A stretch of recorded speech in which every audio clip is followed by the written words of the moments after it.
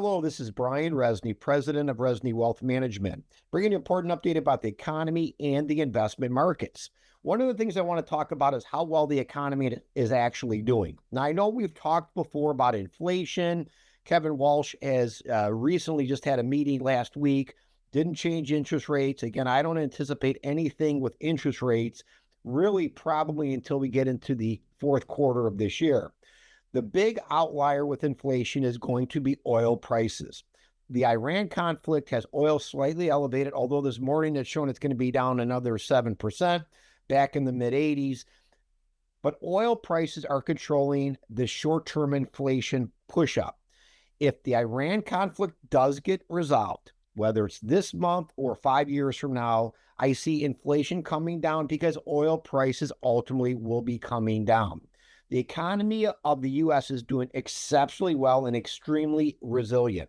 We like what we're seeing in earnings. In fact, maybe close to half the companies of the S&P have already had earnings come out, and the majority, well over 85%, are beating earnings estimates. Earnings are growing well into the double-digit range on average, the double-digit teens.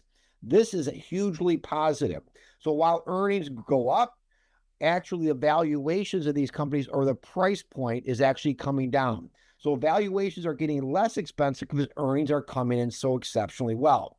That doesn't mean that the market keeps going up every single day. As I've talked before with our clients over the years, 6 steps up, 2 steps back. This is normal for the market. Even though earnings are exceptional and valuations are coming down because earnings are getting better, we might be in a lull for 6 or 12 months where the market just kind of treads sideways, and the gains we've made year to date are the gains we make. And then all of a sudden we get this next leg up. These are how the markets generally work. Then I want to talk about risk.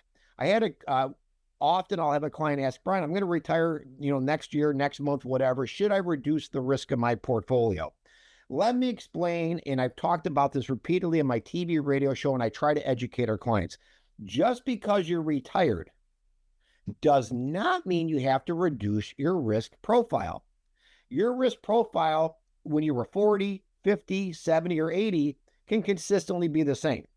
What risk is your emotional attitude upstairs towards volatility. If you can handle a little bit more inter-year volatility, stay a growth investor. If you don't like as much inter-year volatility, then you're a balanced investor or a balanced income investor. You bring the risk down a little bit. It brings down returns, but it does not get rid of all the risk. You're still going to have volatility. So I'll give you an example.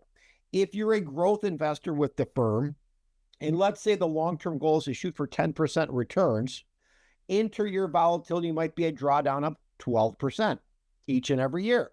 In a bad year, maybe things come down 25. It doesn't mean you lost 25. It means things came down temporarily, and maybe over the next 3 years, it goes to a new high ground and you've averaged an incredible return. Now, that's a level 8 as a growth investor. Let's say you've talked to your friends. And remember, most of your friends are not getting their money managed properly. I will tell you that. They're working with Wall Street. They're reading various books, tapes, whatever. At the end of the day, they decide, I'm going to bring my portfolio down to an income balanced investor, heavily weighted in bonds, less in equity. They think they've figured it out. So their volatility, as an example, during COVID, they had more volatility in a heavy bond portfolio than equity investors had in a heavy equity portfolio. What? Yeah, they own treasuries. By the way, 10-year, 20-year treasuries, 30-year treasuries are still down from COVID days because rates went up and bond values go down. So don't think bonds are safe investments. They can be as volatile.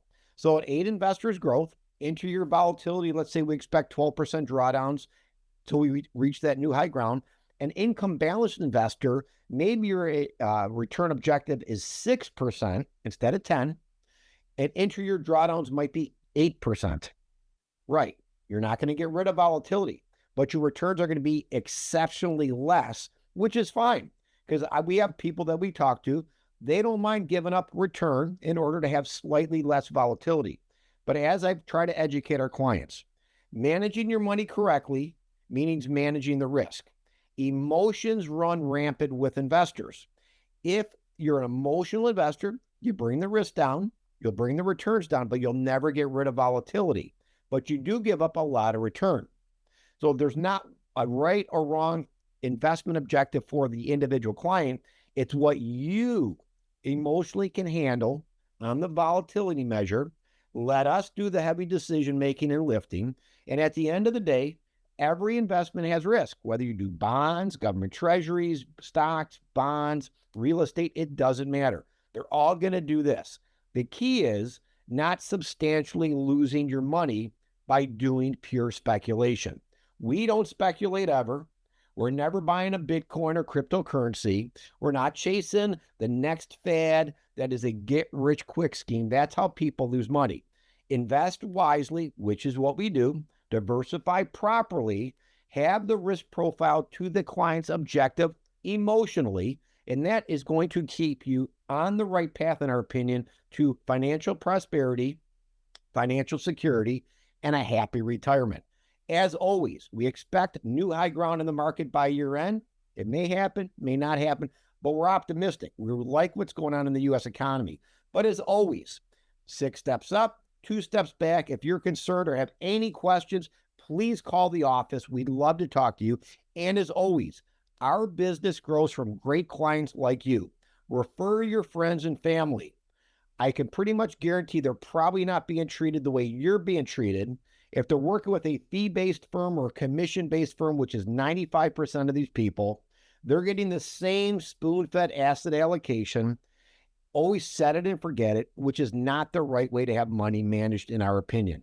Again, we thank you for your business, your trust, and please call the office if you have any concerns or questions. We are here to help you prosper in the future. Have a safe and profitable day.